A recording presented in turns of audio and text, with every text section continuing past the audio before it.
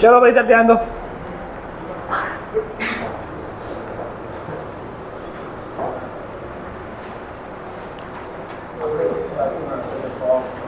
तिलक good morning થઈ ગઈ ને હવે, चुप रह जाओ। चलो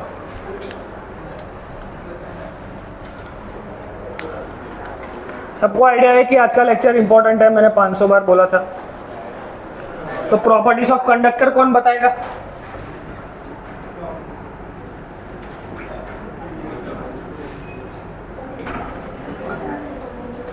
कंडक्टर की कितनी प्रॉपर्टी होती है?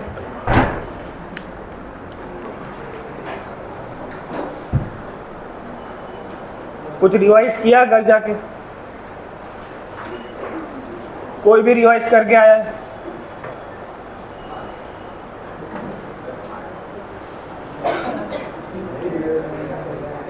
यार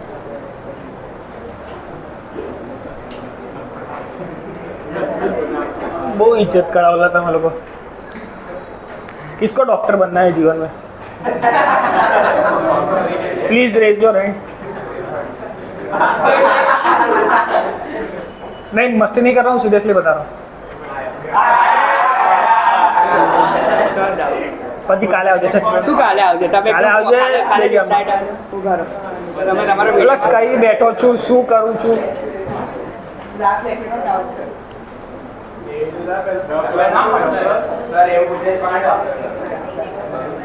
How many of you are willing to be a doctor? Please raise your hand.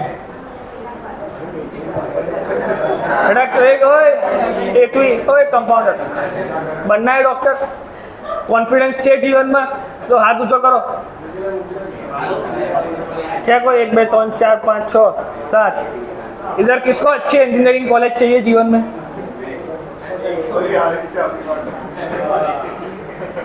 तो जीवन में चेक भरता आवड़े? चेक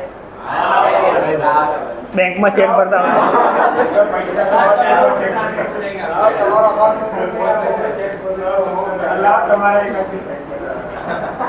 देखो इधर ध्यान दो, मैंने बताया था कि without properties of conductor sphere में कुछ समझ में नहीं आएगा।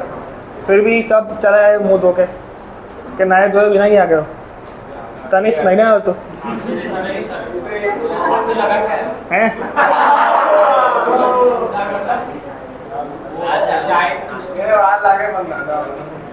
चल ठीक है, बता दो हरिओम शू डाउट है भाई तारो?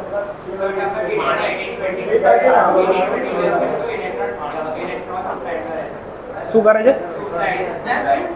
એવું નહીં કીધું કશું, કશું બીજું જોઈને આવ્યો છે તો રોંગ નંબર। चलो इधर ध्यान दो, प्रॉपर्टीज ऑफ कंडक्टर वर्क। कि कंडक्टर किसे बोलते हैं? सबसे पहले जिसके पास फ्री इलेक्ट्रॉन्स हो, मतलब material having free electrons are called conductors. फिर कंडक्टर के बारे में हमने क्या डिस्कस किया कि भाई उसको एक्सटर्नल इलेक्ट्रिक फील्ड में रखेंगे तो क्या होगा? इंटरनल इलेक्ट्रिक फील्ड क्लियर हो जाए, क्रिएट होगी। और ई इन प्लस ई एक्सटर्नल का आंसर क्या आएगा? 0। Internal electric field will be induce such that कि वो बाहरी इलेक्ट्रिक फील्ड को अपोज करे। क्यों? बिकॉज किसी भी न्यूट्रल कंडक्टर को इलेक्ट्रिकल फील्ड के अंदर रखेंगे, यूनिफॉर्म इलेक्ट्रिक फील्ड के अंदर, तो क्या हो जाएगा? उसके अंदर इंड्यूस हो जाएगा चार्ज। किस तरफ इंड्यूस होगा? तो electric field positive to negative होती है, तो इस तरफ सारे पॉजिटिव, इस तरफ सारे नेगेटिव। तो इलेक्ट्रिक फील्ड एक अंदर बनी और एक बाहर की है, वो दोनों सेम हो जाएगी और उसका आंसर क्या आएगा? 0। And if electric field is 0 तो E is equal to minus dV/dr formula के अकॉर्डिंग मैं ऐसा बोल सकता हूँ, अगर किसी का आंसर 0 आया है किसी के डिफरेंशिएशन का, then that quantity must be constant. तो this particular sphere will work as a equipotential surface, equipotential region rather. उसके बाद क्या था कि ये जो चार्ज अगर किसी भी कंडक्टर को देंगे तो कंडक्टर के ऊपर चार्ज जाएगा कि अंदर चार्ज जाएगा? तो क्या भाई, charge will always reside on the outer surface of the conductor, ये उसकी एक प्रॉपर्टी थी। फिर जो चार्ज इसके ऊपर गया वो कैसा होगा, मतलब इक्वली डिस्ट्रीब्यूटेड होगा कि नहीं होगा? तो भाई इक्वली डिस्ट्रीब्यूट नहीं होगा, सिग्मा अलग अलग जगह पे होगा, सरफेस पे ही होगा। तो इसके लिए डिफाइन कर सकते हैं सिग्मा को, सिग्मा डिपेंड करता है 1/RC पे। RC is called radius of curvature. इसका मतलब फिर just outside the conductor electric field का फॉर्मूला क्या था? Sigma by epsilon not. उसके बाद pressure due to this particular thing कि चार्ज के इंड्यूस होने से कंडक्टर के किसी पार्ट के ऊपर प्रेशर बढ़ेगा, वो प्रेशर डिफाइन करते थे sigma square by 2 epsilon not से। मतलब कंडक्टर की अगर कोई शार्प एज है तो वहाँ पे प्रेशर बढ़ जाएगा और कंडक्टर ब्रेक हो सकता है, दैट्स वाई शार्प एज नहीं रखेंगे। तो यहाँ पे हमको क्या समझना था कि जब भी किसी कंडक्टर को चार्ज देंगे तो वो अनइवनली डिस्ट्रीब्यूट करेगा चार्ज को अपने सरफेस पे। सरफेस पे डिस्ट्रीब्यूट करेगा, दैट मीन्स उसके ऊपर सिग्मा होगा। That sigma is depends upon radius of curvature of that particular part. यहाँ पे रेडियस ऑफ कर्वेचर ज़्यादा है, यहाँ पे कम है, तो यहाँ पे सिग्मा 1 ज़्यादा होगा, सिग्मा 2 कम होगा। सिंपल।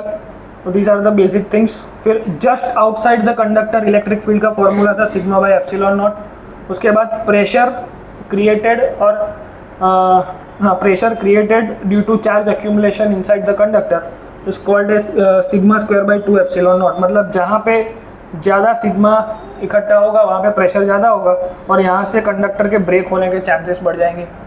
ये सब हमने समझा हुआ है। अब प्रॉपरली स्फीयर के लिए क्या समझना है?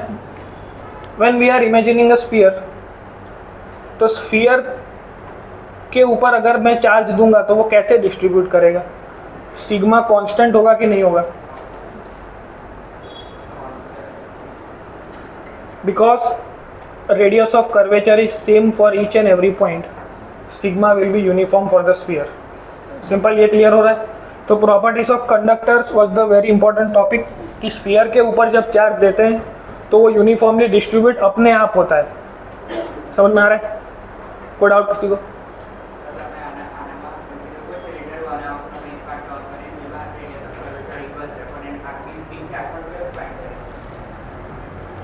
પછી મળે પડશે હા ના પડે તો પછી હું કરીશ?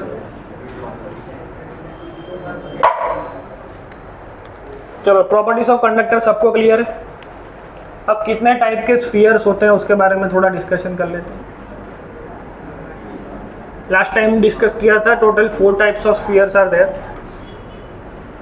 उसमें हमें क्या क्या चीज़ें ढूंढनी होती है वो भी मैंने क्लास में डिस्कस किया था कि पहला टाइप का स्फीयर होता है कंडक्टिंग स्फीयर,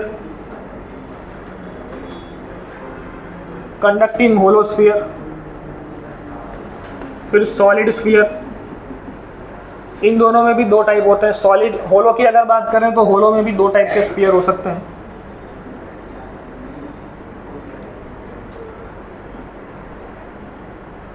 होलो स्फीयर है, अंदर से खाली है लेकिन उसकी थिकनेस ज़्यादा है। एक होलो स्फीयर ऐसा होता है जिसकी थिकनेस नॉर्मल है, नॉमिनल थिन स्फेरिकल शेल जिसको बोलते हैं। फिर सॉलिड कैसा होता है? अंदर से पूरा भरा हुआ होगा। तो ये 2 टाइप हुए। उसके बाद नॉन कंडक्टिंग स्फीयर्स होते हैं। Similarly non conducting hollow and non conducting solid. तो नॉन कंडक्टिंग होलो होगा और नॉन कंडक्टिंग सॉलिड भी होगा। फिर हमने डिस्कशन किया था कि ईच एंड एवरी स्फीयर के लिए क्या हो सकता है। तो कभी एक पॉइंट इनसाइड होगा, एक पॉइंट आउटसाइड होगा। तो electric field at the inside point, electric field at the outside point, फिर उन दोनों का ग्राफ, फिर potential at the inside point, potential at outside point, फिर पोटेंशियल वर्सेस डिस्टेंस का ग्राफ, फिर potential energy to form this system. Total 7 derivations होते हैं एक स्फीयर के लिए। तो ऐसे हमने 4 टाइप के स्फीयर देखने हैं, तो कितने डेरिवेशंस होंगे? बस हो गया सबके सब। टोटल 28 डेरिवेशंस हो गया, ऐसा हमने डिस्कस किया था।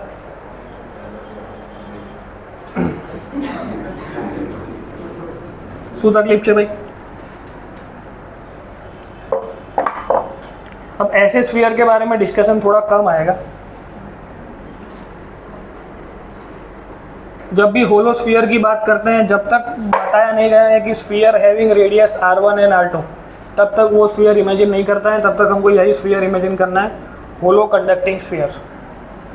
अब suppose we consider a hollow conducting sphere, तो इसको अगर हम चार्ज देंगे तो वो कैसे डिस्ट्रीब्यूट होगा? किसी भी कंडक्टिंग स्फीयर को, किसी भी कंडक्टर को चार्ज देते हैं तो वो कैसे डिस्ट्रीब्यूट होता है? तो क्या सरफेस पे डिपेंड, सरफेस पे जाता है तो सरफेस पे चला जाएगा, और इसके ऊपर जो सिग्मा होगा वो कैसा होगा? कांस्टेंट होगा कि नहीं होगा? कांस्टेंट होगा। इसकी बात करो सॉलिड कंडक्टिंग स्फीयर के लिए, उसके ऊपर अगर चार्ज देंगे तो क्या कहाँ जाएगा? तो भी सरफेस पर ही जाएगा, अंदर नहीं जाएगा। हमने देखा हुआ है कि एक सॉलिड कंडक्टर लिया था, उसको चार्ज दिया था, तो भी हमने फिर एक गॉसियन सरफेस लेके देखा था तो अंदर कोई चार्ज नहीं था। इसका प्रॉपर एक्सप्लेनेशन दिया हुआ है कि क्यों सरफेस पे ही हो जाएगा। तो इसका बेसिक एक्सप्लेनेशन क्या है कि इसको चार्ज दोगे तो भी सरफेस पे जाएगा, इसको चार्ज दोगे तो भी सरफेस पे जाएगा।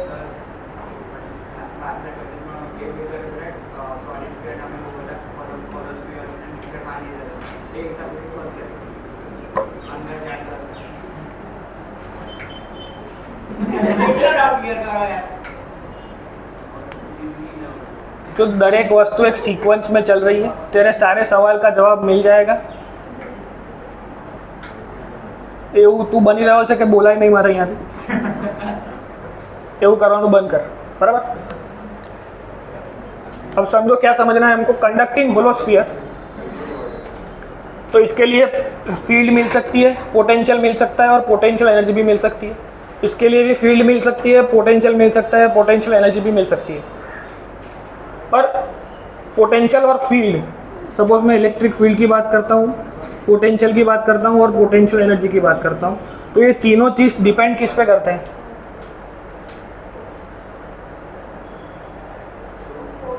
Electric field, potential and potential energy for any sphere. इसको देख के हमें क्या लगता है कि वो किस पे डिपेंड करते हैं? चार्ज डिस्ट्रीब्यूशन के ऊपर। तो if charge distribution is same, तो ये तीनों चीज़ें सेम हो जाएगी। ऐसा लग रहा है सबको? अगर चार्ज किसी होलो स्फीयर के भी बाहरी एंड पे जमा हुआ है और सॉलिड स्फीयर के भी ओनली बाहरी एंड पे जमा हुआ है, तो चार्ज तो दोनों में अक्यूमुलेट सेम ही हुआ है। इसमें भी सिग्मा, इसमें भी सिग्मा, तो इससे निकलने वाली इलेक्ट्रिक फील्ड, इससे निकलने वाली इलेक्ट्रिक फील्ड दोनों सेम होगी। समझ में आ रहा है? इसका पोटेंशियल और इसका पोटेंशियल सेम होगा। जितनी एनर्जी या जितना वर्क डन मुझे इस सिस्टम को बनाने में करना पड़ेगा, उतना ही वर्क डन मुझे इस सिस्टम को बनाने में करना पड़ेगा। समझ में आ रहा है? तो all the three things are same for this two particular things. तो 28 में से कितने क्वेश्चन कम हो गए हमारे? इन दोनों के तो मिला के 7 बचे। अब इसके लिए क्या बोल सकते हैं? नॉन कंडक्टिंग होलो स्फीयर के बारे में क्या बोल सकते हैं? क्या उसके लिए भी इलेक्ट्रिक फील्ड, पोटेंशियल और पोटेंशियल एनर्जी सेम होगी कि नहीं होगी? Imagine that we are giving some charge to this non conducting hollow sphere. तो हमारे पास कितने ऑप्शन है इसके ऊपर चार्ज देने के? तो भाई 2 टाइप के ऑप्शन हैं। एक आप यूनिफॉर्मली दे सकते हो, एक नॉन यूनिफॉर्मली दे सकते हो। तो व्हेन वी आर डेरिवेटिंग थिंग्स, तो इसको हम यूनिफॉर्मली डिस्ट्रीब्यूटेड चार्ज की फॉर्म में कंसिडर करेंगे कि किसी भी नॉन कंडक्टिंग होलो स्फीयर को हम चार्ज देंगे तो वो यूनिफॉर्मली डिस्ट्रीब्यूट हो रहा है, ऐसा हम मान लेंगे। नॉन यूनिफॉर्म वाले सारे केस हम कंसिडर करेंगे डेरिवेशन खत्म होने के बाद। तो यूनिफॉर्मली डिस्ट्रीब्यूटेड है तो ये इस जैसा ही दिख रहा है, तो इसके लिए भी potential energy, potential and electric field will be same. तो जो फार्मूला इसके लिए डिराइव करेंगे वो तीनों के लिए चल जाएंगे। समझ में आ रहा है? तो electric field, potential and potential energy, 3 of them are same for this particular 3 things. मतलब कंडक्टिंग होलो की बात करें तो भी वही फार्मूला लगेगा, नॉन कंडक्टिंग की बात करें तो भी वही फार्मूला लगेगा, और सॉलिड कंडक्टिंग की बात करें तो भी वही फार्मूला लगेगा। समझ में आ रहा है? इसके बारे में क्या बोल सकते हैं? नॉन कंडक्टिंग सॉलिड स्फीयर के बारे में। इसको अगर चार्ज देंगे तो क्या होगा?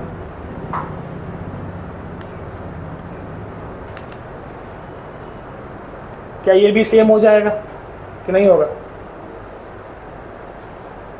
जस्ट थिंक अबाउट इट कि अगर कोई क्यू चार्ज इसको दिया जाएगा तो वो कैसे डिस्ट्रीब्यूट होगा इनसाइड द पर्टिकुलर सिस्टम।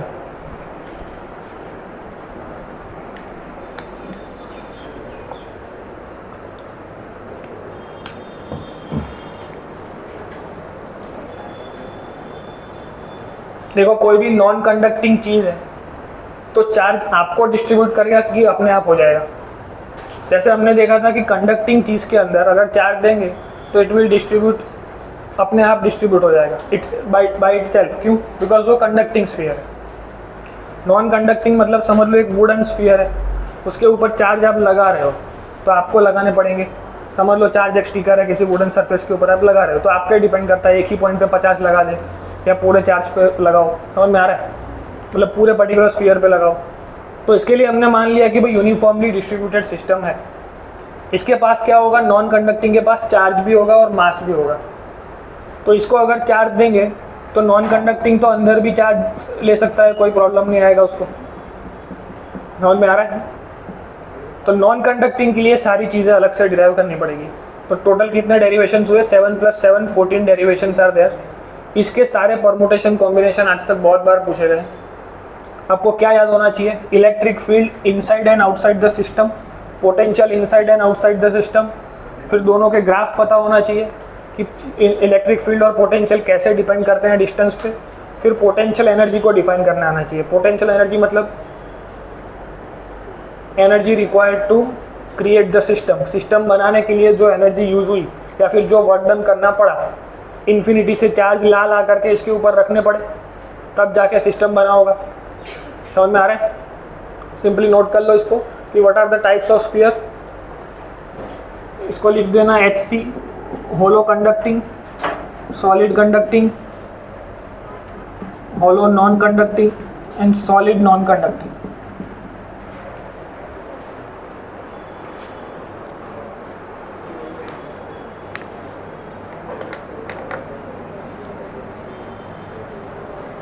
इतना ड्रॉ करके बताओ, फिर कुछ लिखना पड़ेगा। चलो जिन्होंने ड्राइंग कर लिया है वो दो चीज़ें लिख लो, electric field potential and potential energy. Electric field potential and potential energy depends on the charge distribution. Electric field potential and potential energy depends on the charge distribution. But if we see carefully first 3 spheres, the charge distribution is same.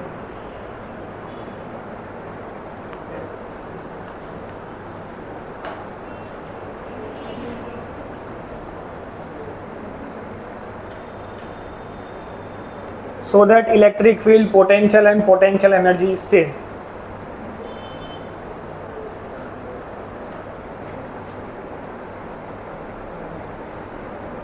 But the fourth sphere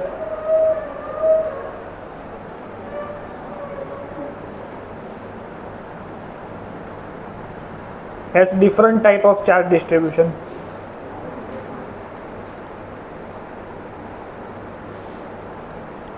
So electric field potential and energy will be different for the fourth sphere.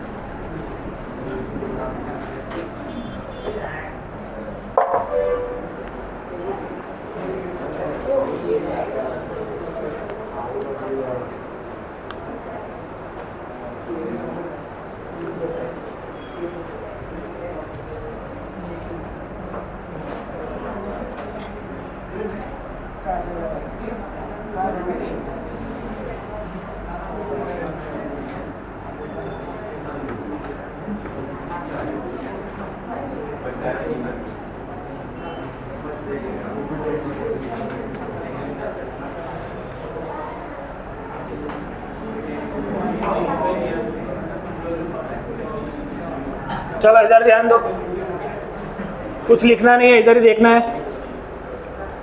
We are deriving electric field and potential for hollow conducting sphere, solid conducting sphere and hollow non conducting sphere. तो तीनों का एक साथ electric field आ जाएगा. अब suppose we have the sphere, इसके ऊपर चार्ज दे दिया तो it will reside on the surface only. Now we have 2 points, radius उसका मान लेते हैं r. तो एक point inside the radius a और एक आउटसाइड द स्फीयर b. तो इलेक्ट्रिक फील्ड इनसाइड और आउटसाइड 2 बार फाइंड करनी है.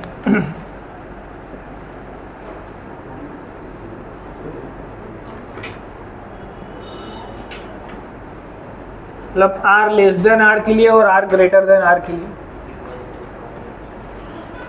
तो इलेक्ट्रिक फील्ड को कैसे फाइंड कर सकते हैं अगर इनसाइड करनी है और आउटसाइड करनी है तो.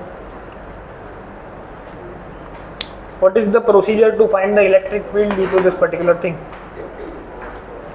गॉस लॉ के अलावा कोई और ऑप्शन हमारे पास बचता नहीं है. तो इनसाइड की जब बात करिए तो radius is less than capital R, तो ये स्फीयर बन जाएगा ऐसे. इस स्फीयर के लिए इलेक्ट्रिक फील्ड अगर होगी तो किस तरफ होनी चाहिए, perpendicularly coming outward the surface. यहाँ तक कोई डाउट किसी को? सिंपली हम सबको सब कुछ पता है कि कंडक्टर कैसा होता है जिसमें फ्री इलेक्ट्रॉन्स होते हैं. जिसके ऊपर चार्ज रखोगे तो वो बाहर डिस्ट्रीब्यूट होगा, जिसको बाहर इलेक्ट्रिक फील्ड में रखोगे तो अंदर इलेक्ट्रिक फील्ड बन जाएगी. दोनों का समेशन 0 हो जाएगा. उसके ऊपर जो डिस्ट्रीब्यूशन है वो सिग्मा होगा. सिग्मा कैन अनइवन, बट अगर किसी यूनिफॉर्म सरफेस है तो सिग्मा कैन बी यूनिफॉर्म. फिर सिग्मा डिपेंड्स ऑन 1/RC. फिर sigma electric field just outside the system, sigma by epsilon naught. और power due to this particular conductor can be sigma square by 2 epsilon naught. ये सब कुछ हमारे दिमाग में कैसे फिक्स होनी चाहिए कि किसी भी कंडक्टर को इलेक्ट्रिक फील्ड में रखेंगे तो क्या होगा या उसकी प्रॉपर्टीज़ क्या होती. तो अगर इस गॉसियन सरफेस के पास इलेक्ट्रिक फील्ड होगी तो कैसे होगी, coming perpendicularly outward the surface. ये सबको क्लियर हो रहा है. हमारे पास एक स्फीयर था, स्फीयर के इनसाइड पॉइंट पे हमको अगर फाइंड करना है इलेक्ट्रिक फील्ड तो क्या करेंगे, गॉसियन सरफेस बनाएंगे. तो गॉसियन सरफेस बना दिया तो फॉर्मूला क्या था, integration E dot dA equal to Q net by epsilon not. अब यहाँ से इलेक्ट्रिक फील्ड E होगा और इस छोटे वाले स्फीयर का एरिया क्या होगा, 4πr². Q inside the sphere कुछ है इधर, इट विल बी 0. यहाँ से हमको क्या समझना है कि चार्ज 0 है इसलिए 0 नहीं है. सबसे पहले इक्वेशन लिखना पड़ेगा, उसके बाद आप बता पाओगे इलेक्ट्रिक फील्ड 0 है. समझ में आ रहा है? क्लियर? तो electric field is 0 for this particular system. A point पे इनसाइड के लिए. आउटसाइड के लिए ढूंढना है तो कैसे करेंगे, similar integration E dot dA.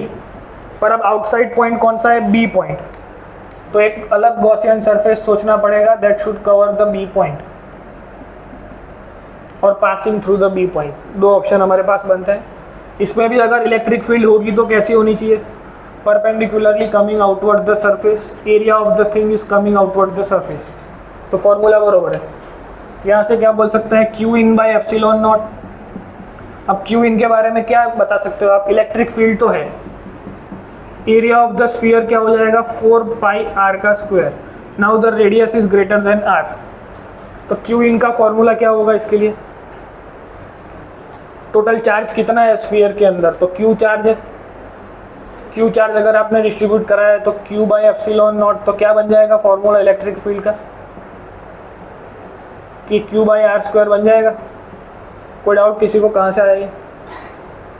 यहाँ से हम क्या बोल सकते हैं कि any sphere will act like a point charge if we observe from outside. किसी भी आउटसाइड पॉइंट के लिए अगर किसी स्फीयर के बारे में सोचे तो उसके लिए electric field KQ by r² आई. उसका मतलब क्या हुआ कि any sphere can be observe by a point charge. मतलब इसको बहुत दूर से देखेंगे स्फीयर को तो पॉइंट चार्ज जैसा ही दिखेगा. तो उसका फॉर्मूला भी कैसा आया, पॉइंट चार्ज जैसा. समझ में आ रहा है? इलेक्ट्रिक फील्ड को नोट करो और पोटेंशियल डिराइव करो. पोटेंशियल कैसे डिराइव करेंगे,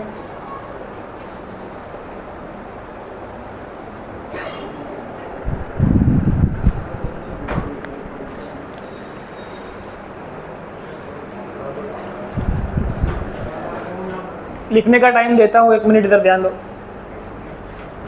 मैंने आपसे पूछा how can we define potential for the A point and B point. अगर पोटेंशियल ए पॉइंट के लिए चाहिए कि क्यू बाई आर कैसे, इलेक्ट्रिक फील्ड तो 0 हो गई, तो पोटेंशियल कैसे मिला? ये हमने डिराइव किया हुआ है, एक क्वेश्चन पूछा था कि if electric field eight point is 0 that implies potential is 0। ऐसे 2 स्क्वायर बनाए थे, याद है किसी को? सारे क्यू चार्ज रखे थे तो इलेक्ट्रिक फील्ड यहाँ पे 0 होती थी लेकिन पोटेंशियल बचता था। फिर दोनों चार्ज को माइनस कर दिया तो पोटेंशियल 0 होता है लेकिन इलेक्ट्रिक फील्ड बचती है। विच मीन्स अगर इसको ध्यान से ऑब्जर्व करें तो what is the relation of electric field and potential, तो 500 बार हमने देखा हुआ है dV/dx। तो अगर कोई इलेक्ट्रिक फील्ड 0 है मतलब पोटेंशियल का डिफरेंशिएशन 0 आया होगा। तो अगर इसका डिफरेंशिएशन 0 आया which means it should be constant. ये हमको पता है कि ये इक्वी पोटेंशियल रीजन बन जाता है। समझ में आ रहा है? सब कुछ हमने किया हुआ है, बस आपको अप्लाई करना है। कहाँ तक पोटेंशियल सेम होगा, तो इनसाइड KQ/R कैपिटल R तक सेम होगा। कैसे? By this logic. अगर आउटसाइड पॉइंट की बात करें तो आउटसाइड पॉइंट में हमने अभी समझा कि it will act like a point charge. तो पॉइंट चार्ज का पोटेंशियल कैसा होता है? KQ/R। यहाँ से हमको पता चला कि this will act like a point charge. तो अगर ये पॉइंट चार्ज के जैसे वर्क करेगा तो VB का वैल्यू क्या हो जाएगा? KQ/r बाहरी रेडियस के लिए और ये स्फीयर की ओरिजिनल रेडियस के लिए। इनसाइड पॉइंट, आउटसाइड पॉइंट, सबको लॉजिक क्लियर है? Why potential constant. बस अब लिख लो अच्छे से, उसके बाद हमें ग्राफ बनाना है।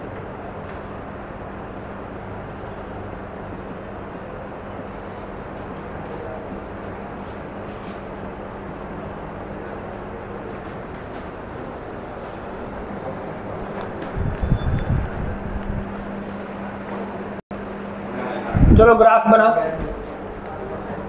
इलेक्ट्रिक फील्ड का ग्राफ कैसा बनेगा?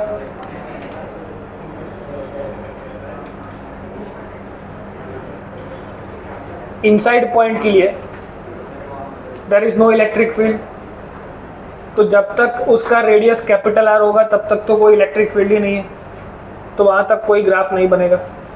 जैसे ही बाहर निकलते हैं इलेक्ट्रिक फील्ड कम होती है 1/r² से, तो क्या बन जाएगा? Hyperbola like this. Electric field depends on 1/r² outside. Graph में कोई डाउट किसी को? सिमिलरली अगर मुझे पोटेंशियल वर्सेस R का ग्राफ बनाना है तो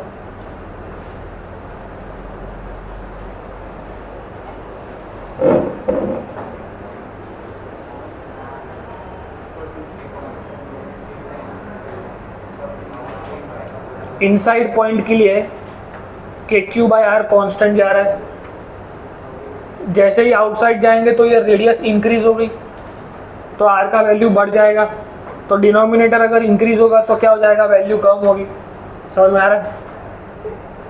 तो KQ/R कांस्टेंट रहेगा जब तक उसका मेन रेडियस नहीं आता। उस रेडियस से जैसे ही बाहर जाओगे तो क्या होगा? वापस कम होने लगेगा। समझ में आ रहा है? मतलब अंदर constant, inside the point constant, बाहर जाते ही वो कम होने लगेगा पोटेंशियल 1/r से।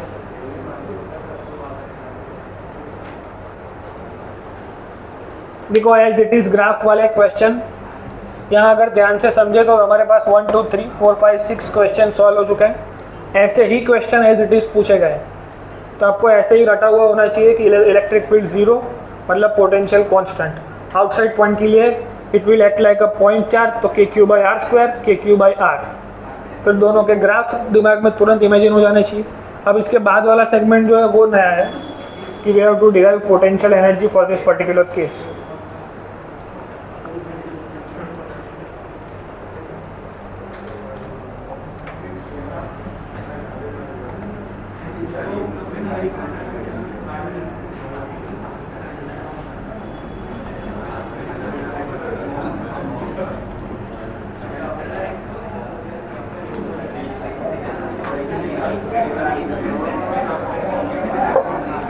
बस वही बातें बंद हुई।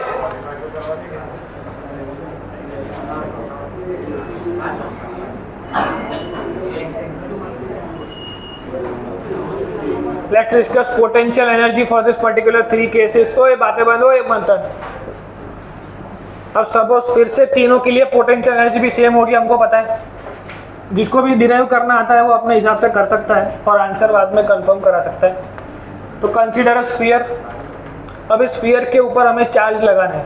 Basically potential energy is the work done which is created और done to create the system.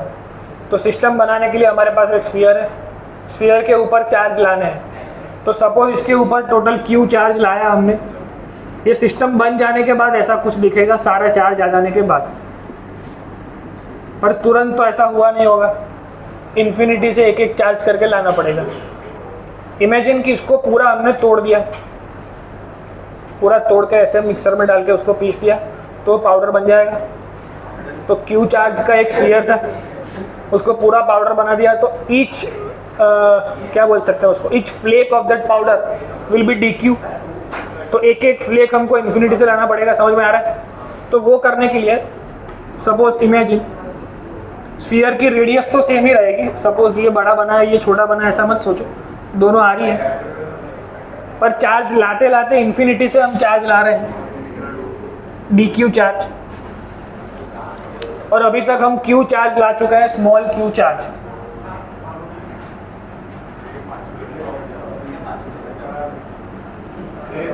तो we have considered an instance जहाँ पे हमने इसको इमेजिन किया कि सारे चार्ज को तोड़ लिया और dq चार्ज के फॉर्म में मान लिया। वो सारे dq चार्ज आए कहाँ से होंगे? इन्फिनिटी से आए होंगे। और इन्फिनिटी से हम पोटेंशियल एनर्जी को क्या मानते हैं? पोटेंशियल एनर्जी दो होती है, एक इधर और एक इधर। ये इनिशियल, ये फाइनल। किसी एक को एज अ रेफरेंस जीरो मानना पड़ता है। जैसे स्प्रिंग की पोटेंशियल एनर्जी के लिए मीन पॉइंट पे जीरो मानी थी और चार्ज की लाने के लिए हमने इन्फिनिटी पे जीरो माना। इन्फिनिटी से उसको कैसे लाते हैं? तो विदाउट एनी एक्सेलरेशन लाते हैं। तो विदाउट एनी एक्सेलरेशन लाते वक्त यहाँ पे तो पोटेंशियल एनर्जी जीरो, यहाँ पे कुछ होगी, जो होगी वो हमें लानी है।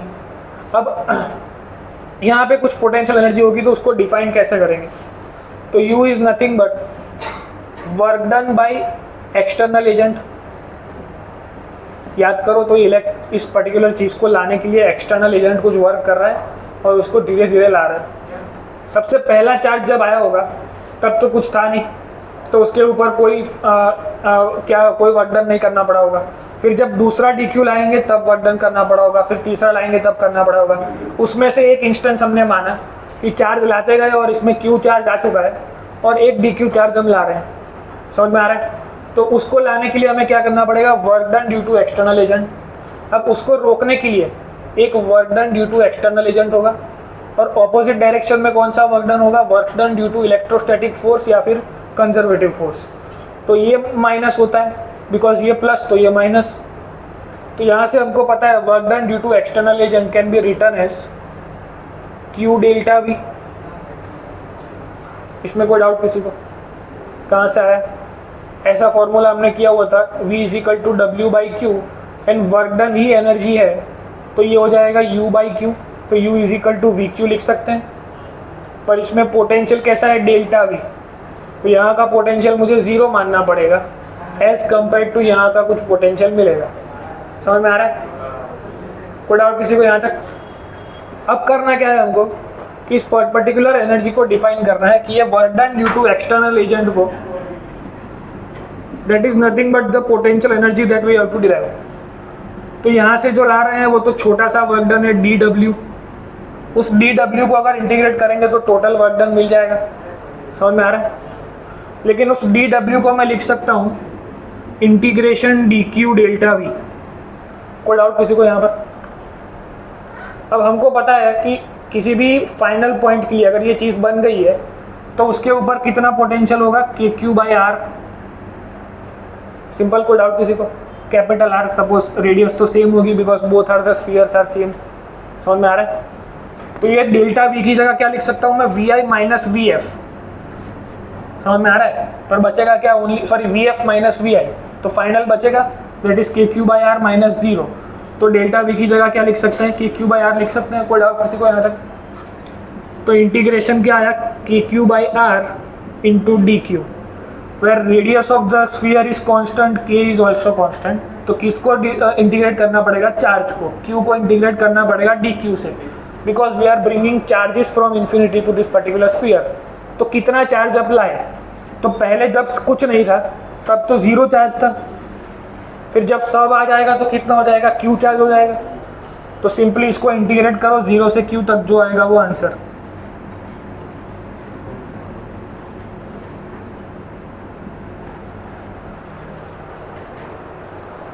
सबको समझ में आया क्या चल रहा है? कोई डाउट?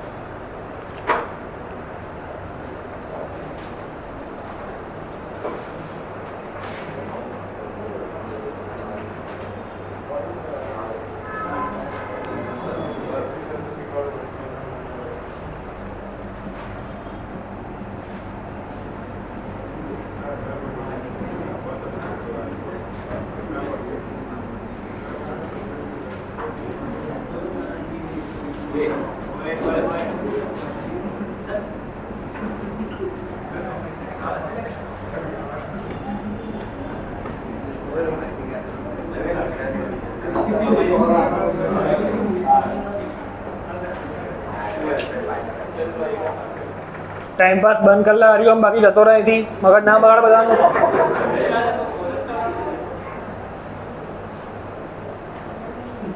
लास्ट लेक्चर में तो ना पब्लिक एकदम शांत थी, तनिष भी शांत बैठो तो, मतलब तू छे वायरस।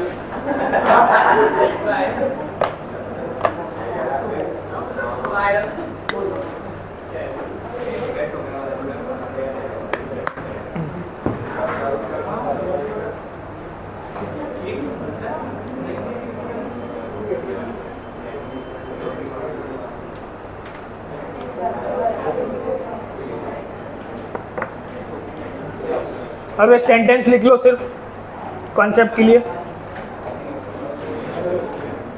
कि अगर आपको समझ में आए कि ये एनर्जी है कहाँ, इसको हम देखेंगे कहाँ, इसको हम फील कैसे कर सकते हैं।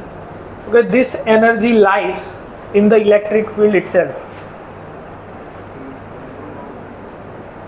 मतलब ये एनर्जी किसी भी दूसरे चार्ज को इलेक्ट्रिक फील्ड के फॉर्म में फील होगी। समझ में आ रहा है? उसका आगे डिटेल में आएगा, और अभी सिर्फ कॉन्सेप्ट के लिए लिख लो कि ये जो पोटेंशियल एनर्जी हमको मिली, ये किसी दूसरे चार्ज को इसके ऑरा में फील होगा, और इसका ऑरा क्या है? Electric field. तो this energy lies in the electric field of the system.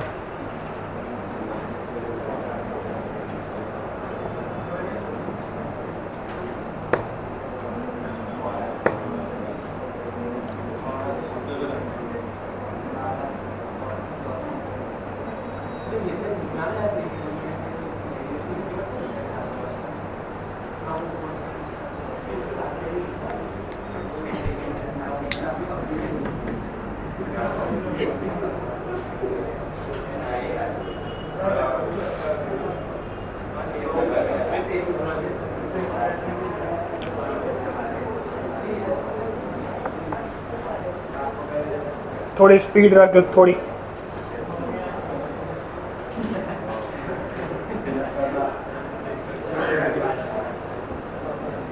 उधर मानो।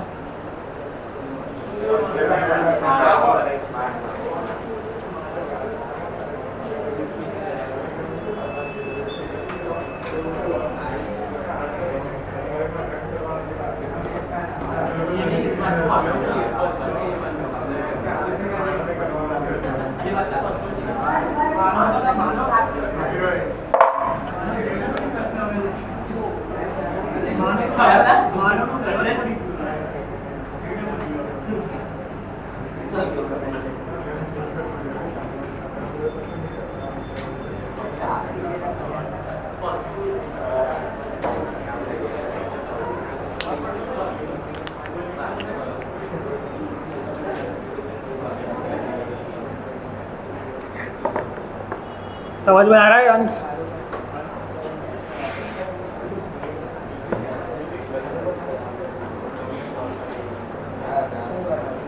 अब ये टॉपिक भी एक्चुअली बुक में होता है, पर गुजरात बोर्ड की बुक में, एनसीईआरटी में नहीं है। Electric field and potential due to solid non conducting sphere.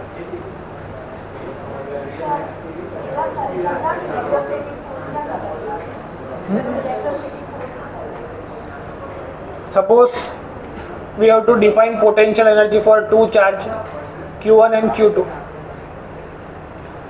तब ये Q1 Q2 जब लाए, सबसे पहले कुछ नहीं होता है, तो जब Q1 चार्ज को मैं लाया तो कोई वर्क डन नहीं करना पड़ेगा, आराम से आ जाएगा। हम ऐसा मानते हैं दुनिया में इलेक्ट्रोस्टैटिक फोर्स के अलावा कोई फोर्स नहीं है, तो जब Q1 चार्ज को मैं लाया तो कोई चार्ज नहीं था, तो कोई वर्क डन करना नहीं पड़ा, सिंपली आ गया।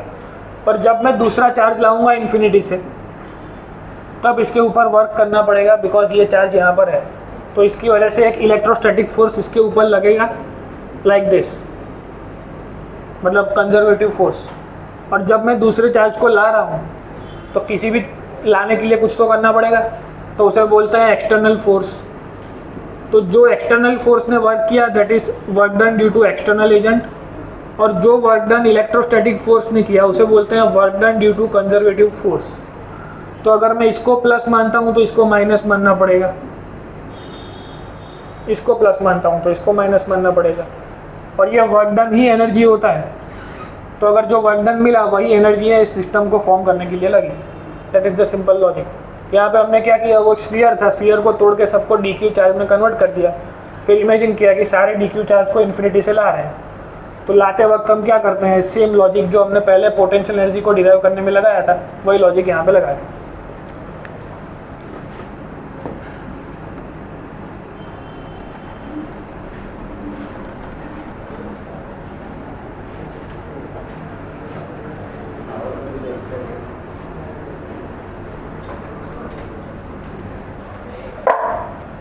अब हमें क्या करना है, electric field and potential due to solid non conducting sphere. तो एक सॉलिड नॉन कंडक्टिंग स्फीयर सोचो, उसके अंदर चार्ज डिस्ट्रीब्यूशन ऐसे होगा। तो सबसे पहले इसके लिए क्या डिफाइन हो सकता है, रो की सिग्मा। एक r रेडियस के स्फीयर के लिए, सॉलिड नॉन कंडक्टिंग स्फीयर के लिए क्या डिफाइन कर सकते हैं, रो की सिग्मा। तो रो का फॉर्मूला क्या होगा, charge distributed over some volume. तो rho is equal to Q/4πr³। इतना चार्ज इसके अंदर होगा, चार्ज डेंसिटी, समझ में आ रहा है। तो इफ रो चार्ज इसके लिए है तो वो इतना होगा। अब हमें क्या डिस्कशन करना है कि finding electric field for the inside point A and outside point B. तो सिंपली पहले आउटसाइड की बात कर ले। तो आउटसाइड तो एकदम सिंपल है कि ये सॉलिड स्फीयर जो चार्ज से भरा हुआ है, that will act as a point charge. तो इलेक्ट्रिक फील्ड आउटसाइड की बात करें EB, तो क्या आएगा, simple KQ/R²। Potential at the B point, outside point, तो वो भी क्या आएगा, KQ/R, because we know that, अभी हमने समझ लिया कि कोई भी स्फीयर होगा तो उसके आउटसाइड पॉइंट के लिए it will act like a point charge. तो उसके लिए सारे फॉर्मूला तो सिंपली मिल जाएंगे। तो बात करनी पड़ेगी इनसाइड पॉइंट के लिए। तो इनसाइड पॉइंट के लिए हमें क्या करना पड़ेगा, सिंपली वापस गॉसियन सरफेस सोचो। अब गॉसियन सरफेस सोचा स्मॉल रेडियस r का, तो सिंपल इनसाइड के लिए वापस वही लॉजिक लगाना है। इलेक्ट्रिक फील्ड E.dA, अगर इधर इलेक्ट्रिक फील्ड होगी तो कैसी होगी, coming outwards the surface. Area कैसा होगा, कमिंग आउटवर्ड्स द सरफेस। तो E.dA क्या हो जाएगा, कांस्टेंट cos 0 1। तो E.dA में से E बाहर आ जाएगा। एरिया कितना होगा इस पर्टिकुलर गॉसियन सरफेस का, 4π स्मॉल r का स्क्वायर। अब इस Q इनसाइड के बारे में आप क्या लिख सकोगे, ये Q इनसाइड का मतलब क्या हुआ, Q inside the Gaussian surface. तो Q inside the Gaussian surface को कैसे लिख सकते हो, rho is equal to Q by volume of the Gaussian surface. तो Q इक्वल टू क्या हो जाएगा, rho into volume of the Gaussian surface can be return as 4/3πr³। Simple ऐसा लिख सकते हैं। और इस रो की जगह इसकी वैल्यू रख सकता हूँ। क्यों रख सकता हूँ, बिकॉज ये एक ही स्फीयर है, तो ये बाहर के पॉइंट की जो डेंसिटी होगी वही इस पॉइंट की डेंसिटी होगी। सपोज ये पूरा वुड का है, तो वुड की डेंसिटी तो कांस्टेंट होगी, मटेरियलिक डेंसिटी, मास डेंसिटी तो कांस्टेंट होगी, समझ में आ रहा है। चार्ज डेंसिटी मतलब ये डेंसिटी की तो सेम होगी, तो इस रो की जगह इसको लिख सकते हैं, समझ में आ रहा है। तो Q इनकी जगह क्या लिखना है, rho dot 4/3πr³ by epsilon naught. Rho की जगह इसको पुट करो और इसका आंसर लाओ इलेक्ट्रिक फील्ड का। क्या आंसर आता है? दो आंसर आएंगे, इन टर्म्स ऑफ रो और इन टर्म्स ऑफ क्यू।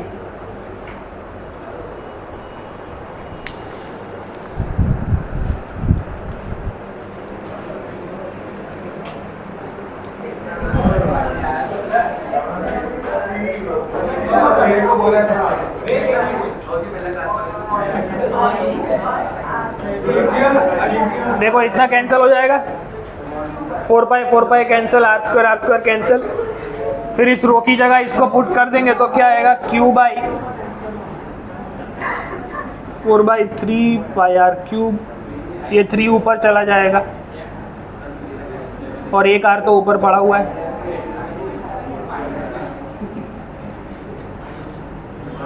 तो 1/4 पाई एप्सिलॉन नॉट क्या बन जाएगा? के।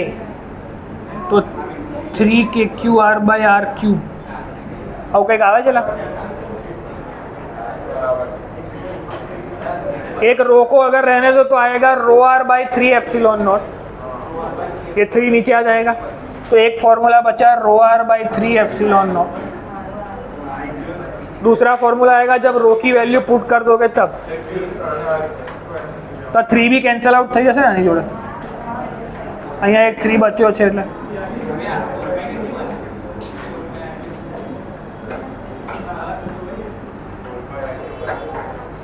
तो टोटल 2 फॉर्मूला है।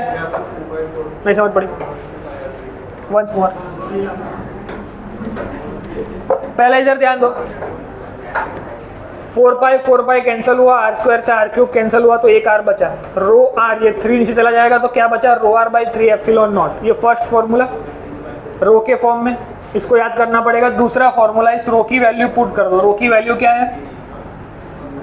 Q/4/3 pi R cube into r/3 divide by epsilon not.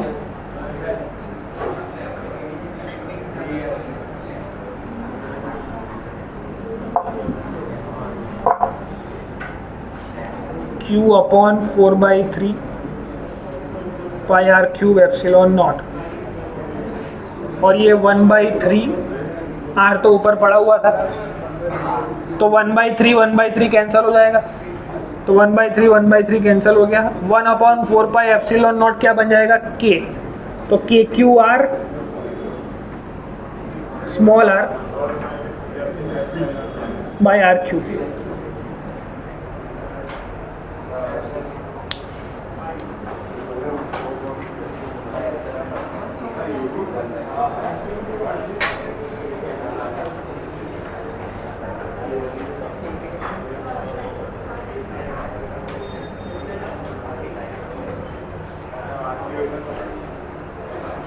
अब इसका ग्राफ बनाना है तो कैसा बनेगा? इलेक्ट्रिक फील्ड इनसाइड, तो ये एकदम क्या है बातें बन। Electric field inside is proportional to R. बाकी सब अगर कांस्टेंट मान ले तो वो आर पे डिपेंड करता है। तो electric field will move like this. Electric field depends on R inside, और R is equal to R पे मैक्सिमम हो जाएगी कि क्यू बाई आर, हाँ बराबर से R is equal to R पे मैक्सिमम हो जाएगी। जैसे ही आउटसाइड निकलेंगे तो 1/r² से कम होती जाएगी। सिंपल। तो ग्राफ में इनसाइड पॉइंट के लिए डिपेंड करती है आर पे, आउटसाइड पॉइंट के लिए 1/r² पे।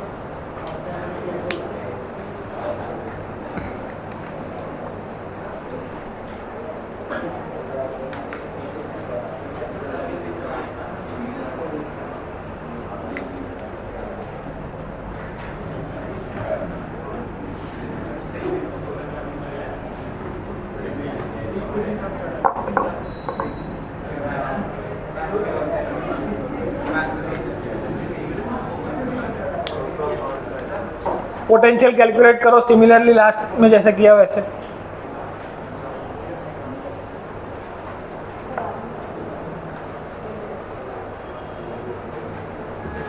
आउटसाइड का पोटेंशियल तो हमको पता है KQ/R। इनसाइड का पोटेंशियल फाइंड करना है।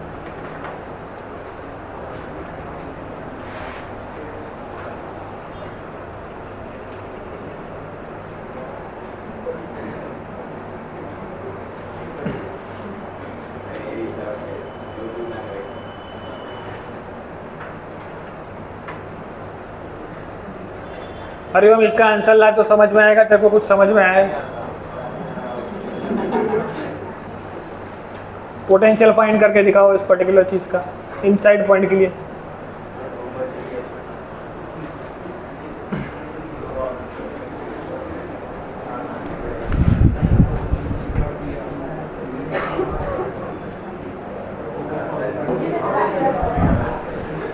देखो इधर ध्यान दो, जिन लोगों ने लिमिट यहाँ पे 0 से आर ली है उनको समझा थोड़ा समझ लो इसमें कि इसमें 0 क्यों नहीं आएगा। Potential can not be 0 at the centre of the sphere. क्यों? बिकॉज ये स्फीयर पूरा स्फेरिकल शेल से बना हुआ है, सारे स्फेरिकल शेल चार्ज है, तो सबकी वजह से सेंटर पे कोई पोटेंशियल बचेगा। समझ में आ रहा है? तो उसको हम नहीं ले सकते। तो वी आई मतलब एट आर और वी एफ मतलब at surface. Final potential surface पे है, दैट इज मैक्सिमम के क्यू बाई आर, के क्यू बाई कैपिटल आर। इसका लिमिट क्या होना चाहिए? आर से लेके आर तक। इलेक्ट्रिक फील्ड का फॉर्मूला क्या था? K by R cube of R D R. कोई डाउट यहाँ तक? ये वी आर हमको मिल जाएगा एट द डिस्टेंट आर। ये वी आर पॉइंट पे यहाँ पे पोटेंशियल होगा और एक पोटेंशियल यहाँ पे होगा। पोटेंशियल का ऑलवेज डिफरेंस होता है, तो स्मॉल शेल से लेकर के यहाँ तक, तो फाइनल माइनस इनिशियल। समझ में आ रहा है? Initial minus final. इधर माइनस ना है, असल में फॉर्मूला है V F minus V I equal to minus E dot D R. तो माइनस ना है इसलिए हम लिखते हैं V I minus V F. तो वी आई मतलब इनसाइड पॉइंट के लिए, वी एफ मतलब एट द सरफेस। हम किसी एक पॉइंट से उसको कंपेयर करते हैं ऑलवेज पोटेंशियल को। समझ में आ रहा है? तो eight the surface it will be के क्यू बाई आर। और इलेक्ट्रिक फील्ड का फॉर्मूला अभी हमने डिराइव किया हुआ था। समझना क्या था? आर से लेके आर तक जाना है, 0 से आर तक नहीं जाना है। क्यों? बिकॉज 0 से आर तक जाएंगे तो पोटेंशियल एट ओरिजिन वो 0 नहीं है, कुछ बचता है। वो इसके जो फॉर्मूला आएगा उसमें हम r इक्वल टू 0 रखेंगे, स्मॉल r इक्वल टू 0 रखूँगा मैं, तो कुछ आंसर आएगा। वहाँ से हमको समझ में आएगा ग्राफ कैसा बन रहा है। सिंपल। तो अब इसको डिराइव करो, क्या आंसर आता है? के क्यू बाई आर क्यूब, इसका हो जाएगा आर स्क्वायर बाई 2। एक बार अपर लिमिट एक बार लोअर लिमिट, तो 2 बाहर आ गया, R square minus R square ऐसा बचेगा। सिंपल। कोई भूल जाए? बराबर। वी आर ये minus K Q by R उस तरफ चला जाएगा। अब इसको सॉल्व करो, क्या आता है आंसर?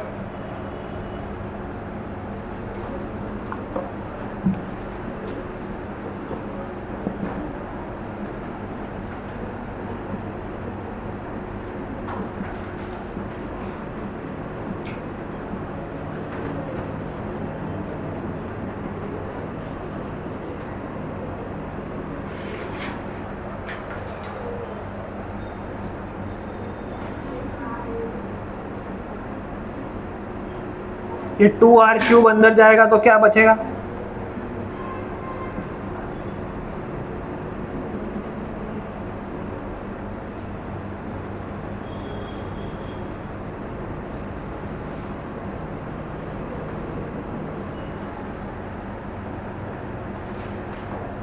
एक के क्यू बाई आर और 1/2 के क्यू बार आए तो क्या बचेगा? 3/2 के क्यू बाई आर। समझ में आ रहा है क्या बोल रहा हूँ?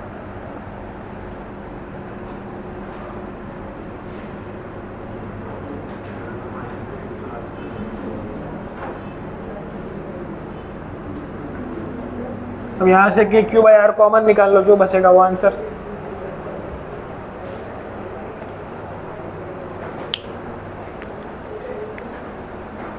आर क्यूब तो बार એવું ને એવું જતું બધું બરાબર છે, બધું બરાબર છે।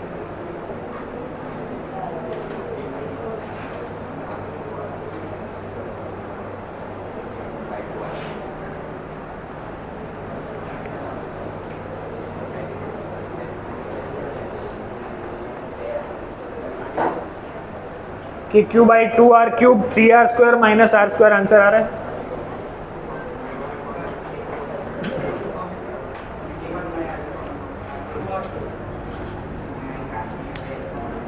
बाकी सिंपली इसको ऐसे भी समझ सकते थे कि अगर इसको अंदर मल्टीप्लाई करा है तो आर क्यूब से आर चला जाएगा, के क्यू बाई आर बचेगा, वो इधर से उधर आएगा तो 2 बाई आर हो जाएगा। कुछ समझ में नहीं आ रहा है? सिंप्लीफिकेशन में कोई डाउट है? यहाँ से आगे सिंप्लीफाई करोगे तो क्या आ रहा है answer?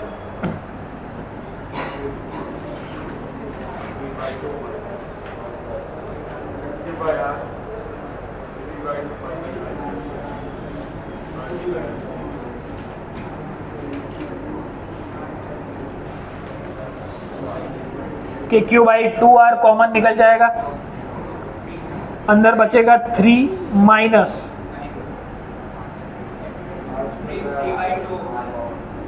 Are square by R square, cube है ना नीचे, तो इसके नीचे क्यूब है, क्यूब चला रहा है। अब इसको सॉल्व करो तो क्या आएगा? 3r square minus R square upon R square, वो बाहर आ जाएगा, तो K Q by 2r cube 3r square minus R square, that is your formula of potential due to. समझ में आ रहा है फॉर्मूला? अब इस फॉर्मूला में r की जगह 0 रखो तो कुछ आंसर आएगा, इस r की जगह 0 पुट कर दो तो पोटेंशियल एट द ओरिजिन मिलेगा, इस ओरिजिन पॉइंट पे पोटेंशियल कुछ मिलेगा। हमने 0 to r लिमिट क्यों नहीं ली, उसका आंसर अभी हमको मिल जाएगा कि अगर मैं इस r की जगह 0 ले लूँ तो क्या बचेगा? 3/2 के क्यू बाई आर, ऐसा कुछ बचेगा। इसका मतलब ओरिजिन पे कुछ पोटेंशियल था, अगर 0 से r लिमिट लेते तो वो जो आंसर आता वो रॉन्ग था। समझ में आ रहा है? तो पोटेंशियल ओरिजिन पे इतना है, इधर ध्यान से समझो, तो ओरिजिन पे 3/2 मतलब 1.5 के क्यू बाई आर दिख रहा है, और आउटसाइड मतलब इसके सरफेस पे कितना है? के क्यू बाई आर, मतलब 1.5 से 1 हो गया, मतलब अंदर पोटेंशियल ज़्यादा है उसके ओरिजिन पे। समझ में आ रहा है? और कुछ पोटेंशियल कम हो गया, तो इसका ग्राफ बनाना है तो कैसा बनेगा? This is the most important graph, आपको अच्छे से समझ में आना चाहिए कैसे हो रहा है ये। ध्यान से अगर इसको ऑब्जर्व करें तो एट ओरिजिन मैक्सिमम पोटेंशियल है 3/2 के क्यू बाई आर, यहाँ तक कोई डाउट किसी को? उसके बाद क्या हुआ? पोटेंशियल कम हुआ, कहाँ तक? सरफेस तक। सरफेस पे कितना है? तो क्या भाई r is equal to R पे क्या हो जाएगा? के क्यू बाई आर। उसके बाद वो r क्यूब के साथ कम होता जाता है। समझ में आ रहा है? तो इसका ग्राफ कैसा बनेगा? इसको अगर ध्यान से देखो तो y is equal to a minus B X square जैसा दिख रहा है। इस फॉर्मूला को मैथ्स वाले स्टूडेंट्स को पता चलना चाहिए कि this is y is equal to a minus B X square. तो ये क्या बनना चाहिए? पैराबोला बनना चाहिए, ऐसे डिक्रीजिंग पैराबोला। फिर यहाँ पे मैक्सिमम, फिर यहाँ से ऐसे हाइपरबोला। ग्राफ सबको समझ में आया कैसे हो रहा है? कोई डाउट?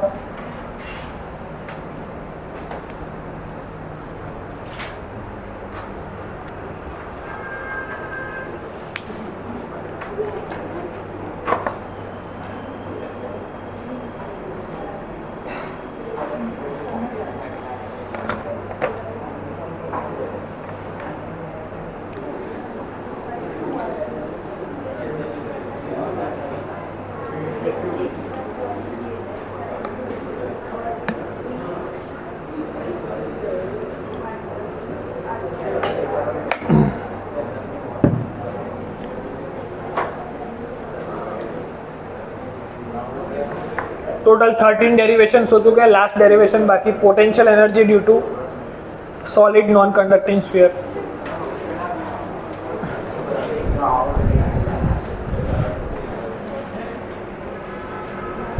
ये सारे फॉर्मूला सीधे रट लेने, डेरिवेशन भी याद होने चाहिए, as it is conceptually clear होने चाहिए।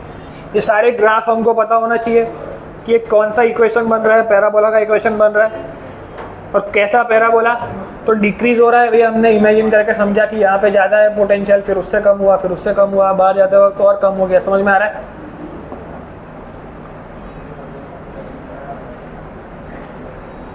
सबने नोट कर लिया?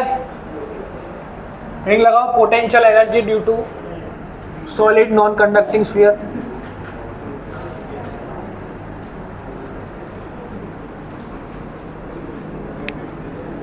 पोटेंशियल एनर्जी भी सेम मेथड से फाइंड करेंगे जैसे लास्ट टाइम किया था।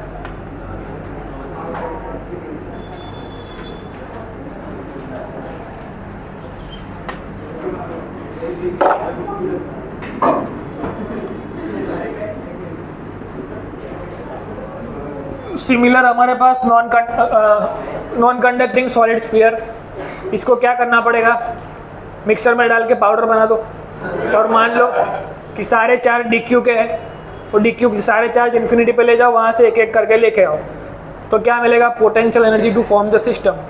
तो इसके बाद एक इंस्टेंस हम क्रिएट करेंगे कि जब पहला चार्ज लाएंगे तो कोई उसके ऊपर वर्क डन नहीं करना पड़ेगा, आराम से आ जाएगा। जब दूसरा चार्ज लाएंगे, इसमें लॉजिक में थोड़ा डिफरेंस ऐसा है कि जब मैं पहला चार्ज लाऊंगा तो कोई प्रॉब्लम नहीं, आराम से आ गया, लेकिन जब दूसरा चार्ज लाऊंगा तो इसकी वजह से पोटेंशियल होगा और वो इसके बाजू में ऐसे ज्वाइन होगा, तो इससे सिचुएशन क्या हुई, रेडियस भी चेंज हो रही है। समझ में आ रहा है? दूसरे चार्ज के आने से every charge containing Q charge and M mass, DQ charge and DM मास, सारे टुकड़े जो पाउडर बना दिया पूरा, वो सारा powder is containing DQ charge and DM मास। तो अगर DQ चार्ज लाऊंगा तो उसके साथ DM मास आएगा, उसकी कुछ रेडियस होगी। दूसरा चार्ज जैसे ही लाऊंगा उसका भी DQ चार्ज DM मास। समझ में आ रहा है? तो रेडियस धीरे धीरे इंक्रीज होती जाएगी। So there are two variables here, charge भी इंक्रीज हो रहा है और रेडियस भी इंक्रीज हो रही है। समझ में आ रहा है? लास्ट टाइम क्या हो रहा था, नॉर्मल स्फीयर था तो एक एक चार्ज लाते जाओ, स्फीयर पे रखते जाओ, दोनों की रेडियस तो सेम थी, तो R चेंज नहीं होता था, ओनली चार्ज वाज चेंजिंग। तो हमने इंटीग्रेट किया था 0 से लेकर के Q तक, कि पहले कोई चार्ज नहीं था, धीरे धीरे चार्ज लाते गए, कहाँ तक, कैपिटल Q जब तक नहीं हुआ तब तक। लेकिन यहाँ पे सिनारियो कैसा है कि चार्ज लाते गए तो दो चीज़ में चेंज आ रहा है, एक तो चार्ज में प्लस उसकी रेडियस में। समझ में आ रहा है? तो उसमें से मैं एक दूसरा इंस्टेंस कंसिडर करता हूँ कि आफ्टर सम टाइम, अब ये रेडियस जो है वो बड़ी रेडियस है, ओवरऑल रेडियस की इतना स्फीयर क्रिएट करना है, उसमें से इन्फिनिटी से चार्ज लाते लाते स्मॉल r रेडियस क्रिएट हो चुकी है और इसके ऊपर चार्ज Q आ चुका है। समझ में आ रहा है क्या बोल रहा हूँ मैं? तो देयर आर टू वेरिएबल्स, धीरे धीरे और चार्ज आते जाएंगे तो और स्फीयर बड़ा होता जाएगा। कब तक बड़ा होगा, जब तक रेडियस r नहीं होती, और चार्ज भी कब तक आता रहेगा, जब तक चार्ज कैपिटल Q नहीं होता। सिंपल। तो लास्ट टाइम पे वो ओनली स्फीयर था, होलो, इसलिए कोई प्रॉब्लम नहीं था, 0 से r पे Q को इंटीग्रेट किया, आंसर आया। इसमें दो वेरिएबल्स है तो इंटीग्रेशन में थोड़ा सा चेंज है और कुछ नया नहीं है, बाकी सेम मेथड से आंसर आएगा। सेम फॉर्मूला लगाओ, potential energy is equal to Q delta V, UI minus UF is equal to Q delta V। Infinity से कोई चार्ज DQ ला रहे, सिमिलरली स्लोली लाते रहे, तो work done due to external agent, that will be the energy. तो U total का formula क्या बन जाएगा, Q डेल्टा V। समझ में आ रहा है? Work done due to external agent, उसको मैं इंटीग्रेट करूंगा dW, that will be integration dQ delta V। अब डेल्टा V क्या होगा, यहाँ पे 0, यहाँ पे KQ बाई R। सिमिलरली इधर क्या होगा, V KQ बाई R। तो डेल्टा V का फॉर्मूला क्या हुआ, KQ by R into DQ। But we can not integrate this thing directly, क्यों, बिकॉज Q भी वेरिएबल, R भी वेरिएबल। समझ में आ रहा है क्या बोल रहा हूँ मैं? तो इसको इंटीग्रेट करने के लिए हमको लिमिट डिफाइन करनी पड़ेगी सबसे पहले। वो लिमिट कैसे डिफाइन करेंगे और Q DQ को कैसे रिप्लेस करेंगे।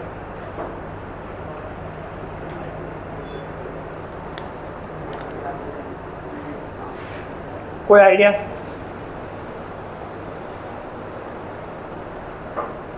Density will be same for both the cases, तो इसकी डेंसिटी का इसकी वैल्यू इसमें रख सकते हैं, Q को इंटरचेंज कर सकते हैं। सबसे पहले इसकी डेंसिटी का फॉर्मूला बताओ क्या होगा, rho is equal to Q by volume. तो इसका वॉल्यूम कितना है, 4/3 पाई आर क्यूब। इसका वॉल्यूम कितना होगा, density is equal to Q by 4/3 pi small R का क्यूब।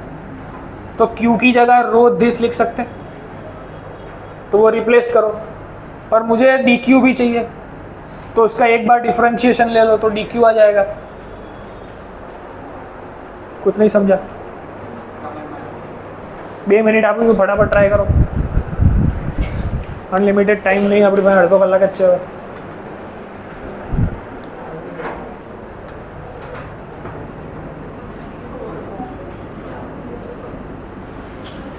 ये स्टेप सबको क्लियर?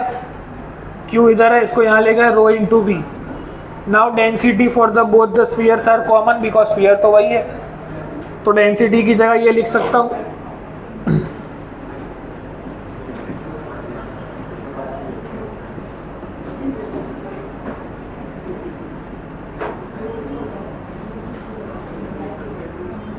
अब ये आ गया Q।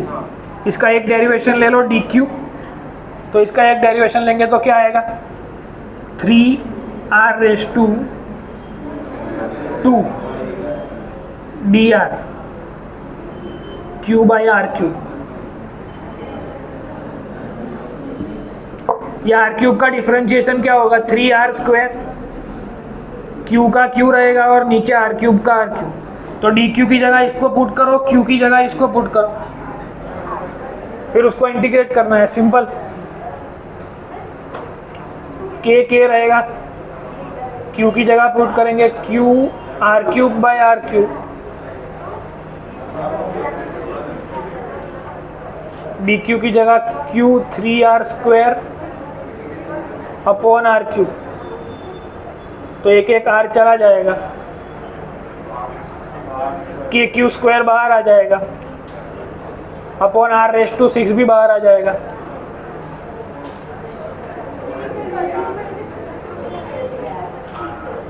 Three KQ² r⁻⁶, r² और ये एक और r बचा तो r³,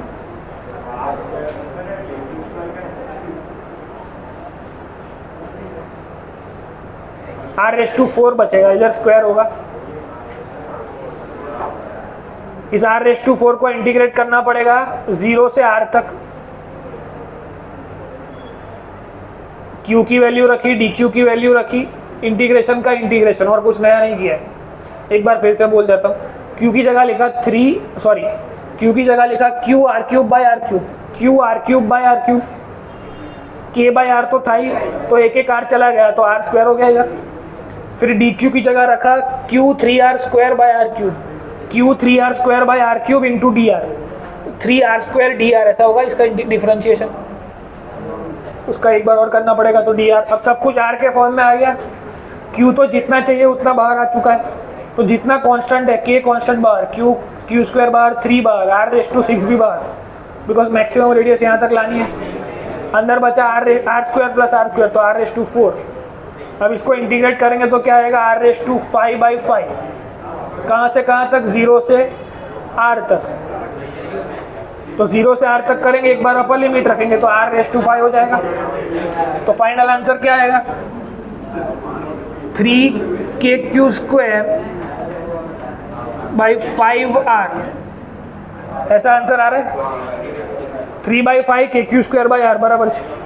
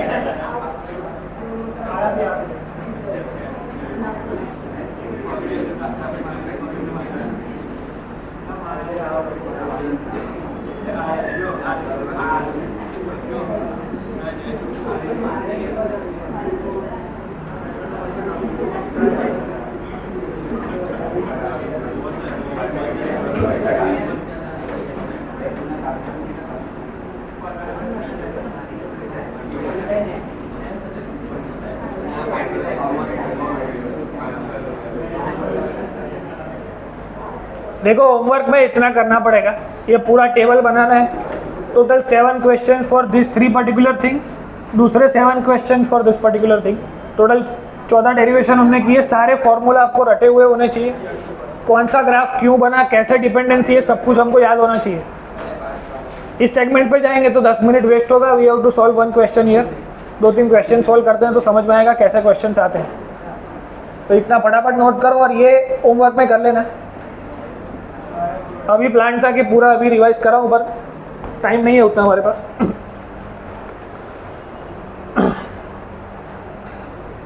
तो ऐसा प्रॉपर टेबल बना देना ताकि सब कुछ एक साथ कंपैरिजन से याद हो जाए। लिख लिया है सबने?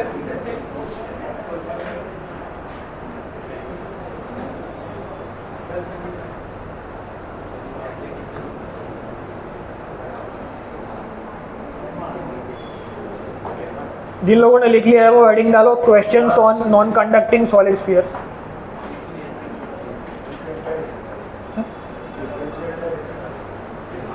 डिफरेंशिएट કર્યું બેઉ બાજુ, taking differentiation on the both sides, तो Q हो जाएगा dq, इस R का हो जाए, बिकॉज चेंजिंग वेरिएबल्स कौन है, Q और R। तो डिफरेंशिएट किसको करना पड़ेगा, Q और R को। कैपिटल Q और कैपिटल R तो कांस्टेंट वेरिएबल्स है, समझ में आ रहा है? तो वो तो वैसा का वैसा रहेगा। इधर Q चेंज हो रहा है तो वो dq होगा, इधर R क्यूब चेंज हो रहा है तो वो हो जाएगा 3r² dr by r cube. तो dq की जगह सब कुछ r के फॉर्म में आ गया।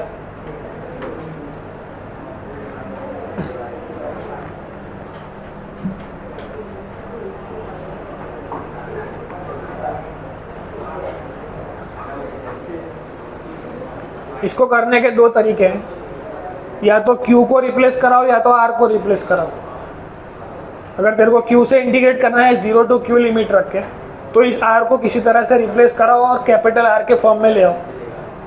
वो लाना थोड़ा मुश्किल है, इसलिए हमने इसको ट्राई किया, because density is same. Similarly इसमें अगर R को बनाओगे तो भी सेम क्वेश्चन होगा, सेम आंसर सेम आ। चलो लेफ्ट साइड वालों जाओ तो बोलो, टेबल खाली बना लो, रेफरेंस मांडे के ऐसा बनाना है आपको। Total 7 things for 1 sphere, internal electric field, outer electric field graph, internal potential, outer potential उसका ग्राफ, और पोटेंशियल एनर्जी। तो इन तीनों स्फीयर के लिए टोटल 7 फॉर्मूला, और लास्ट स्फीयर के लिए 7 फॉर्मूला, सबको याद होने चाहिए। जाओ दो आने।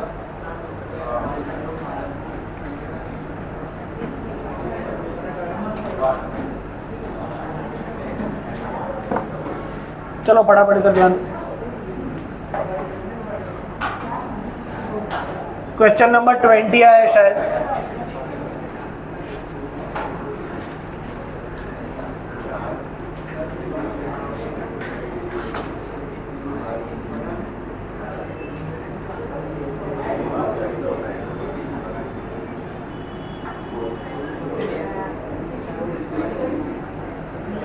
Suppose we have a non-conducting sphere. All the questions are here for non-conducting sphere. Heading डालना है questions for non-conducting spheres. एक solid non-conducting sphere है जो ऐसा दिख रहा है with cavity. A solid non-conducting sphere with a cavity.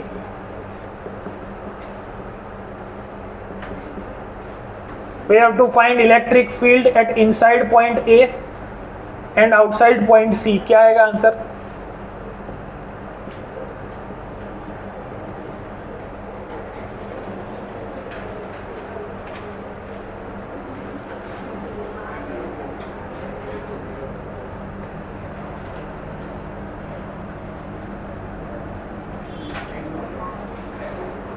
कोई रॉकेट साइंस नहीं है, अभी जो सीखा उसको सिंपली अप्लाई करना है। इनसाइड पॉइंट ए के लिए देयर इज नो चार्ज, तो लॉजिकली सोचे तो गॉसियन सरफेस लगा हुआ है तो भी आंसर क्या आएगा 0। और फॉर्मूला के तौर पे भी हमको पता है कि inside electric field for solid non conducting 0 होती है अगर कैविटी है तो। और इसी पॉइंट के लिए कोई भी स्फीयर कैसे वर्क करता है, पॉइंट चार्ज की जैसे, तो क्या आएगा KQ/r। पर लॉजिकली प्रॉब्लम क्या आएगा, जब इस बी पॉइंट के लिए फाइंड करनी पड़ेगी। Then find the electric field for this particular point B.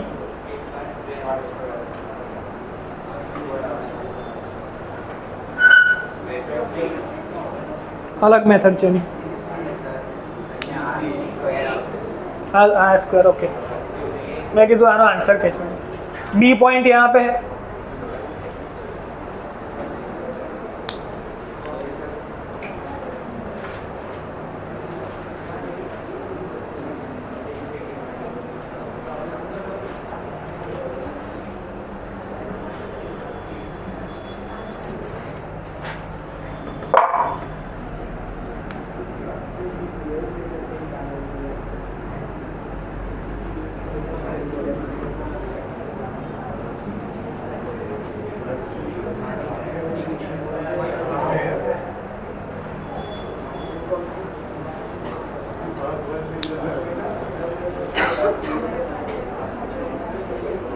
इसको सॉल्व करने की एक मेथड है।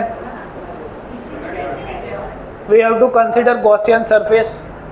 सबसे पहले गॉसियन सरफेस सोचो, इस बी पॉइंट में से पास होता हो ऐसा, तो ऐसा कुछ गॉसियन सरफेस होगा। अब ये गॉसियन सरफेस का रेडियस होगा स्मॉल आर। अब सिमिलरली हमें करना क्या होता है, integration E dot D A equal to Q in by epsilon not. अब इलेक्ट्रिक फील्ड तो होगी, एरिया होगा स्फीयर का 4 पाई आर स्क्वायर, पर क्यू इनसाइड मतलब कौन सा इनसाइड, जो गॉसियन सरफेस में आया वही, समझ में आ रहा है। तो उसको डिफाइन कैसे करेंगे, rho into volume by epsilon naught. ये वॉल्यूम किसका, जिसमें चार्ज है उसका। तो चार्ज कितने वॉल्यूम में है, 4/3 pi R cube minus R1 cube. ये समझ में आया क्या क्या, इतना वॉल्यूम माइनस इतना वॉल्यूम, इतने वॉल्यूम में ही चार्ज है। इस ब्लू कलर के जो रीजन को मैं क्रिएट कर रहा हूँ उसके अंदर उतने में ही चार्ज है। ये एकदम सिंपल क्वेश्चन है, इसको समझना अच्छे से कि जब डबल रेडियस वाला स्फीयर देते हैं तो कैसे सॉल्व करते हैं। तो सिंपल, इधर 0 इधर 0.4 की तरह वर्क करेगा, पर अंदर के किसी पॉइंट पे पूछ लिया तो गॉसियन सरफेस बनाने के अलावा कोई ऑप्शन नहीं है। तो integration E dot D A equal to Q in by epsilon not. अब integration E dot D A में इलेक्ट्रिक फील्ड तो होगी 4 pi R square. 4 pi R square मतलब radius of the Gaussian surface, जो small R सोचा हुआ है हमने। क्यू इन मतलब charge inside the particular reason.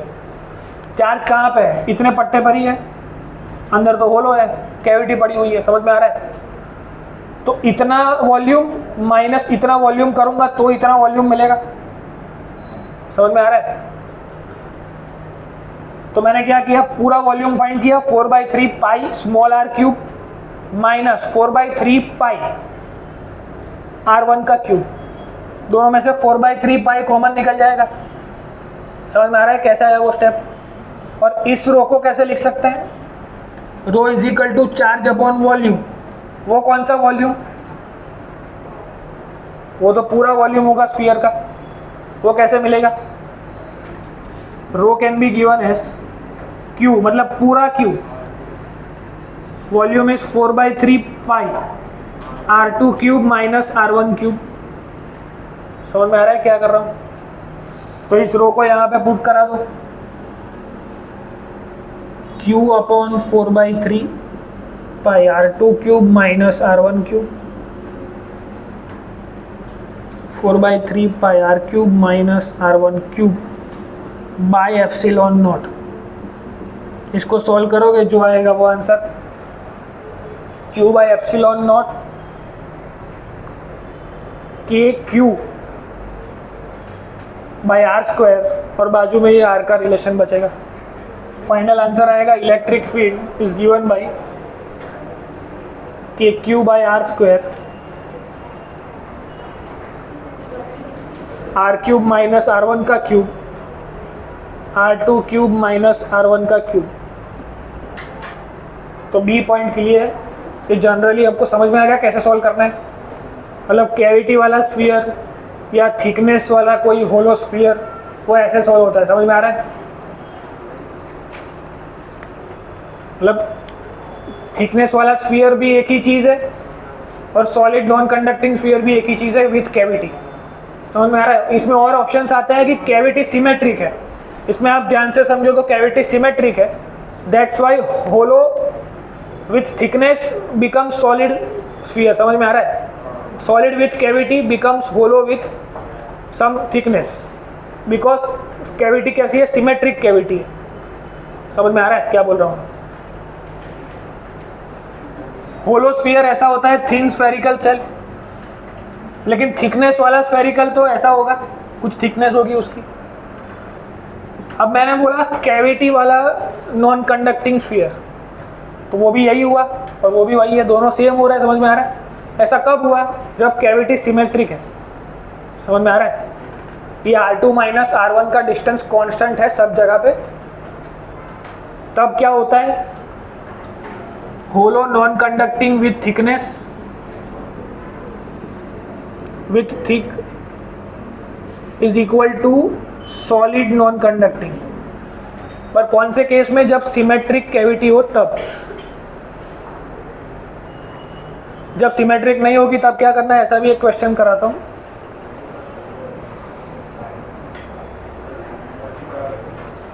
पाँच मिनट लगा, 5 मिनट लगा। अरे मजा आओ, 10 मिनट लेट चालू करोगे हम भी जो नहीं तारू नहीं मारू एक सवाल।